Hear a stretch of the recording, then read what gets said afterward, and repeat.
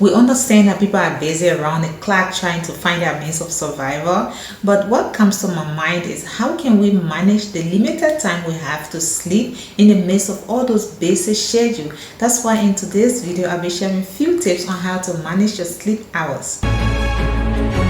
Hi guys, welcome back to Miata V. Thank you for always coming back to watch my videos. To my returning subscribers, you guys are amazing, and if you are new to this channel, thank you for joining the family. One of the first things that comes to my mind when we are talking about managing our limited sleep hours is to pay attention to the kind of food and the drink you take. If you are someone who kind of addicted to drinking coffee, but you also realize that when you drink coffee you can have sleepless time, you either want to avoid drinking coffee, limit your coffee intake, or you find an alternative drink to replace the coffee. In addition, try not to eat very heavy meal before going to bed, maybe something like a very heavy beans before you go to sleep. I realize that when you eat those kind of heavy meal before going to bed, your stomach gets upset, and not just eating that heavy meal, but like you eat the heavy meal like very close to the time you are going to bed, maybe 20 minutes to go to bed or even 10 minutes to go into sleep. Then you eat a very heavy meal like beans, so your stomach will get upset and you have this frequent awake time. Even though I am saying not to eat heavy meal before going to sleep, but you also want to be conscious of not going to sleep hungry. This is something that can happen to me sometimes. When I go to sleep hungry, I will have this frequent awake time for me to keep drinking water, and the more water I drink, the more I will go to use the washroom, and those are things that can actually hinder our sleep time. Next thing you want to consider in managing your sleep hours is to prepare an environment that is actually inviting for sleep. You want to have less exposure to bright lights, especially the cell phone, because I realize that the cell phone can really be distracting when we are going to sleep. Like we want to check all of the emails, we want to check all of the social media platforms.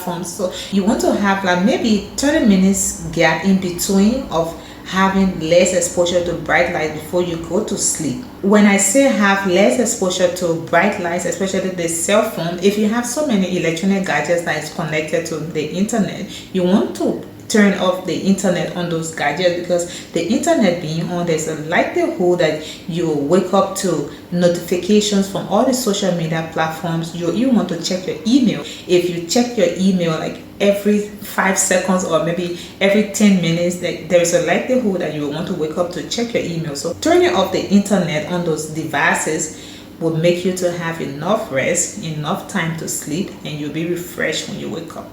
Another point to consider is informing your most frequent callers. If you and your family live in a faraway community and you realize that they are your most frequent callers, you want to inform them about the time that you have allocated for you to sleep. With this, there will be a way when to call you and when not to call. Maybe you can let them know that if it is something of really emergency that requires your attention, then they can call during that time. But if it is not something that is emergency that requires your action, they can always send you text, and when you wake up, you go back to those texts and read it and reply to them. Some of these things that are listed into this video, you don't have to apply everything at once. You can actually look them through to see which one is actually good for you according to your situation. But one thing that I will encourage us to do is to be consistent on what we do and actually discipline ourselves to it if we want to see results. So importantly, try not to overwork yourself about unresolved issues, because we cannot solve everything at the same time. There are just some things in this world that